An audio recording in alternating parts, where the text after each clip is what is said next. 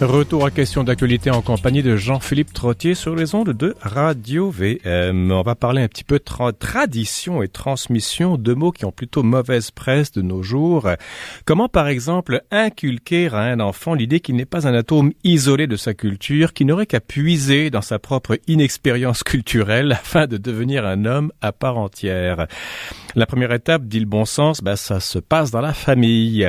La seconde, dans les habitudes et goûts de cette même famille qui transmettront à l'enfant telle et telle valeur, tel et tel goût, etc. Dans le cas de mon chroniqueur Mathieu Bocoté, cette intronisation dans une tradition s'est effectuée notamment par le biais de la bibliothèque paternelle que le jeune Mathieu n'hésitait pas à piller au grand bonheur du paternel. Mathieu, bonjour. Bonjour. Alors, oui, vous avez un rapport au livre assez marqué. Vous en parlez souvent dans vos dans vos articles. Oui, comme j'aime dire, c'est une formule que j'ai souvent utilisée. J'ai été élevé un peu dans une bibliothèque, c'est-à-dire à la maison, il y avait une bibliothèque tout à fait impressionnante. À tout le moins, c'était mon sentiment d'enfant et ce l'est encore aujourd'hui.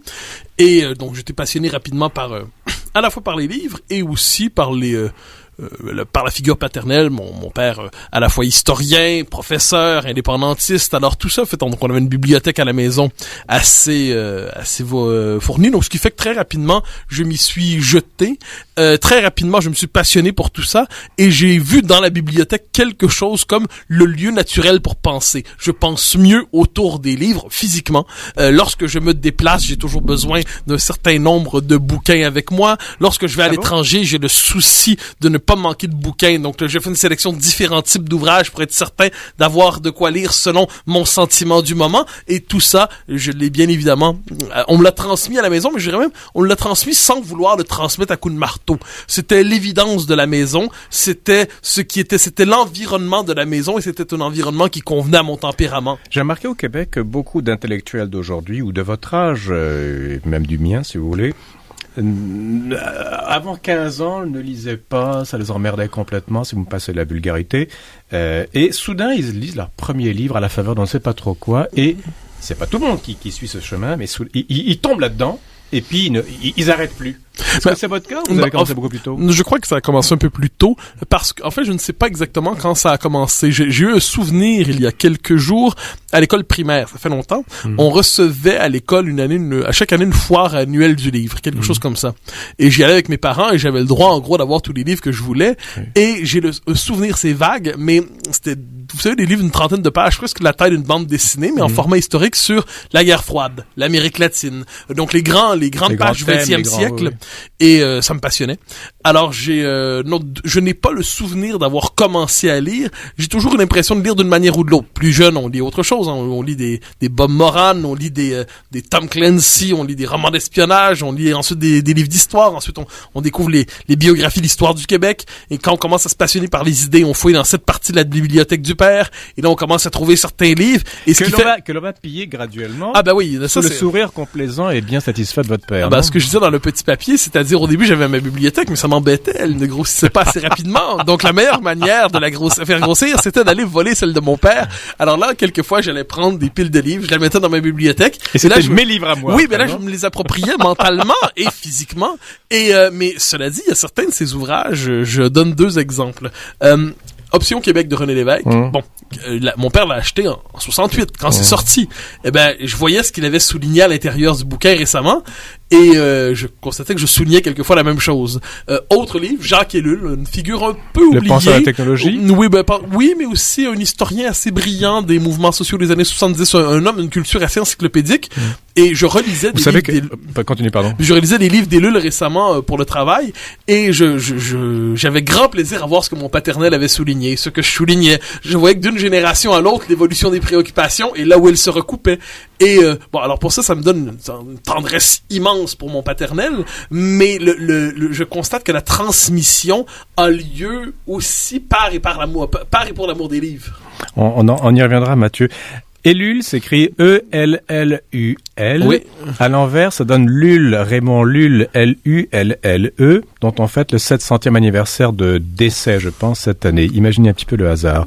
Vous avez déjà lu du Raymond Lulle? Du tout. Alors mettez-vous-y. Avec plaisir dans les 2 cas. Alors voilà. Les livres. Ah oui. Il y a chez vous, il y a quelque chose d'intimement lié, c'est votre rapport au père et votre rapport au livre. Vous l'avez un petit peu explicité, mais j'aimerais bien que vous m'en disiez un peu plus, sans faire psychanalyse, vous n'êtes pas assez complexe pour ça, d'ailleurs, c'est vous-même qui le dites. J'aime le dire, j'ai la complexité psychologique d'une fraise. C'est faux, je dirais d'une framboise. Ah bah, tout le moins, au moins, c'est déjà plus complexe. C'est un peu plus complexe. Je viens de faire un progrès dans la conscience. Faites gaffe, bientôt ça va être une orange, d'ici 1 an, si vous restez à mon émission. Et finalement, une pomme grenade. Ah bah là, c'est un symbole. Là, on va vous psychanalyser, mon cher. Mais revenons à votre père. Abandonnons la pomme grenade, on revient à votre père et au bouquin. Il y a, ce sont deux rapports qui se renforcent mutuellement, on dirait, chez vous. Oui, bien sûr. Non, mais je donne souvent un exemple, c'est-à-dire, bon, alors il y a la bibliothèque paternelle, il y a des livres, par exemple, il y a des auteurs dont j'ai entendu parler quand j'étais jeune et qui ne cessent de m'accompagner aujourd'hui. Maurice Séguin. Bon, le grand historien. Alors, Maurice Séguin, de Montréal, ça? Oui, qui a enseigné à mon père. Ça a compté pour moi ensuite. Oui. L'histoire du Québec qu'il a vécu, et moi, dont j'ai hérité, eh bien, les livres, il les a achetés en temps réel, et 25 ans plus tard, il devenait nécessaire de les lire pour s'approprier cette histoire. Voilà. Donc, l'histoire se transmettait de père en fils. Et comme je dis, ce n'était pas vraiment sur le mode, parce qu'il y a, vous savez, il y a la formule très autoritaire, tu vas faire ça, mon fils, et puis tu vas ressembler à ça. Pas du tout. C'était l'environnement naturel de la famille, qui poussait vers ça, tout le moins c'est comme ça que je l'ai vécu. Et ce qui fait que aujourd'hui, par exemple, ça peut paraître ce tout petit rituel, mais je commande beaucoup de livres par internet, par la poste, et je les fais livrer chez mes parents. Et et c'est votre père qui déballe les paquets, évidemment. Et là, il me téléphone et puis il me dit chaque titre qui sont arrivés, et chaque fois je m'enthousiasme parce qu'enfin chaque livre que je commande est absolument indispensable, et du moment où il est arrivé, il doit être lu le plus rapidement possible. Alors le plaisir de voir mon père les déballer, me téléphoner et ainsi de suite. Donc je crois qu'il y a dans la famille, je le dis je le constate en le disant, je crois qu'il doit y avoir autour des livres dans la famille un nombre incalculable de petits rituels qui, un autre exemple, quand j'étais plus jeune, j'avais pas nécessairement les moyens d'acheter tous les bouquins que je voulais. Alors là, on allait dans une librairie, et là, il y avait presque toujours le rituel suivant, c'est-à-dire, puis conscient et inconscient, c'est-à-dire, je prenais 3 livres ou 2 livres dans les mains, là, mon père il regardait c'est lequel qui coûtait le plus cher, et là, il le prenait, il l'achetait, il me l'offrait. Ou encore, une fois, 2 ou 3 souvenirs, librairie une fois, la liquidation de la bibliothèque d'un universitaire, s'il était mort, ses enfants lui vendaient les livres, et c'était odieux, il liquidait ça pour quelques sous. C'est terrible. Il y en a de plus en plus. C'était une vie qui était liquidée devant nous comme ça. Oui. Et on va là ensemble, c'est un peu dans l'ouest de la ville. Et là, mon paternel regarde ça, puis on comprend, pas que c'était prévu, mais qu'il n'y aurait pas de limite de prix pour cette fois-là. Donc, on est parti avec des sacs et des caisses de livres et ainsi de suite. Donc, je crois qu'il y a dedans une sorte de, appelons ça ma relation avec mon père, mais au-delà de ça, même aujourd'hui, 1000 petits rituels que je découvre de temps en temps. Je l'avais pas vu, mais ces rituels-là sont constitutifs de cette relation, et pour moi, j'y tiens immensément. Je viens davantage d'ailleurs de parler plus de moi là que je ne l'ai fait en 35 ans. Oui, c'est vrai d'ailleurs. C'est tout à mon honneur du reste. Mathieu, vous avez certainement lu de Jean-Paul Sartre Les mots. Bien sûr. Où il compare la bibliothèque, je pense, de son père aussi. Et il parle de pierres verticales. Ce sont des menhirs, en fait. Il compare les bouquins qui sont dressés verticalement à des menhirs. Qui renvoient, ce sont des signes qui renvoient à autre chose. C'est ce que votre intelligence à vous aussi? Comment je dirais ça? J'ai vu la bibliothèque de mon père, je la découvre encore, quelquefois. Quelquefois, je vois, il y a des sections que j'avais négligées, puis là, finalement, je découvre ça, puis là, ah mon Dieu, on avait ça aussi à la maison. Je dirais, en fait, une bibliothèèque, c'est une manière d'organiser son existence. Et de temps en temps, j'ai constaté que les hommes, ça m'a amusé, à un certain moment dans le cycle de la vie, ça va être 3 fois par mois, ça va être 1 fois par année, doivent mettre un peu d'ordre. Donc certains mettent de l'ordre dans leur établi. Vous savez, quand ils ont un établi, quand ils sont manuels. Moi, je suis pas manuel du tout. C'est le moins qu'on puisse dire. Mais 2 ou 3 fois par année, peut-être plus, je mets de l'ordre dans ma bibliothèque. Et là, je constate dans ce moment-là que je suis comme un enfant. C'est-à-dire, premièrement, un enfant, c'est sérieux quand ça joue. Donc alors là, je prends mes livres, je les classe, je les reclasse, je refais mon système de classement. J'ai un plaisir immense à faire tout ça. Et au même moment, eh bien, comme je le dis, c'est une occasion de revisiter quelquefois les livres acquis, les livres transmis, le noyau central de la bibliothèque, oui. le cœur vivant de la bibliothèque, ce qui s'y est ajouté, ce que je veux relire, ce que j'ai pas encore lu, ce que j'ai lu à moitié. Et là, c'est l'occasion de refaire chaque fois une forme de parcours. C'est presque une espèce de petit exercice autobiographique de temps en temps lorsqu'on reclasse ses livres. Et j'insiste pour dire dans ces moments, quelquefois, parce que vous savez, l'espace manque dans nos sociétés, on ne vit pas tous dans des châteaux. Eh bien, il faut transférer des livres à la bibliothèque paternelle, à la bibliothèque parentale. Donc là, j'envoie des caisses de livres à Lorraine et ainsi de suite. Et ça se poursuivra toujours. D'autant que j'aime dire que mon père, pour les livres que j'écris moi-même, est mon premier lecteur du premier article que j'ai écrit dans ma vie à celui que je publierai demain dans le journal. Oui. Il a toujours été le premier lecteur de tout ce que j'ai fait. Autorité paternelle, encore une expression qui a été un peu diluée aujourd'hui. Ah, mais que je reconnais, que je trouve une belle phrase. Autorité vient du latin augere. Hannah Arendt en a fait un texte brillant sur qu'est-ce que l'autorité. Augere qui a donné augmenter, autoriser, auteur, non pas automatique. Avez-vous le sentiment, avec votre bibliothèque, d'augmenter en un sens votre père, d'augmenter les aïeux en un sens? Parce que l'autorité dans la Rome antique, dont parle Hannah Arendt, consistait à augmenter le dépôt initial des ancêtres. Ben, je crois que l'homme loyal ou le fils fidèle n'est pas celui qui enferme l'héritage paternel et le muséifie. C'est-à-dire, il se plonge dans cet héritage, il se l'approprie, et oui, il cherche à l'augmenter, c'est-à-dire à partir de ce que le père nous a laissé, toujours vivant par ailleurs, par rapport à ce que le père nous a donné parce qu'il voulait, eh bien, c'est la responsabilité du fils d'en faire quelque chose. Alors ça, c'est à la fois vrai sur le plan intellectuel dans mon cas, avec par exemple la question nationale. C'est-à-dire, je suis l'héritier d'un indépendantiste convaincu et le fils est du moins de la même nature là-dessus, dans le rapport à l'histoire.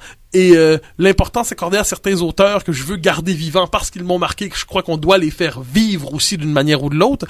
Alors, j'ai ce souci en fait, j'appelle ça payer ses dettes. C'est-à-dire, je pense qu'il n'y a rien de plus beau que de payer ses dettes lorsqu'il s'agit d'une dette. C'est-à-dire quelqu'un qui nous a marqué profondément. Mais une manière de payer sa dette, c'est de porter plus loin les convictions reçues, les revisiter, ne pas s'enfermer là-dedans. Le monde de mon père n'est pas le mien. On n'est pas né à la même époque. Avez-vous le même nationalisme ou pas?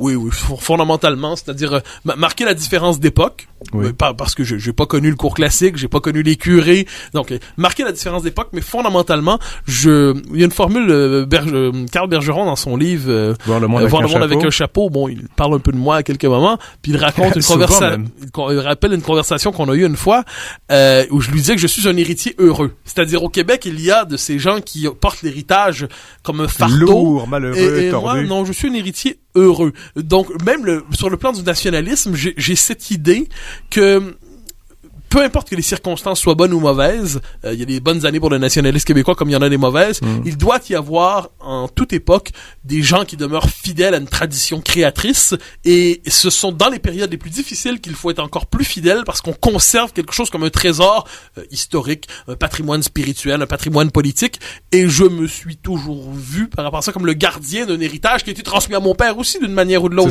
C'est une longue tradition intellectuelle et qu'on réinvente chaque fois. Comme je dis, la question du multiculturalisme est plus pesante aujourd'hui qu'elle ne l'était il y a 30 ans, évidemment. Bon, alors, je dirais que les intuitions premières, cette belle formule, premièrement, l'homme est un héritier, et deuxièmement, maître chez nous, ça, je crois que ça fait partie du bagage familial. Mathieu Bock-Côté, il y a un jeune, mettons, qui vous approche. On dit tout le temps que les jeunes d'aujourd'hui lisent beaucoup moins, puis ils sont dans l'immédiat, ils sont dans la technologie, enfin, que sais-je.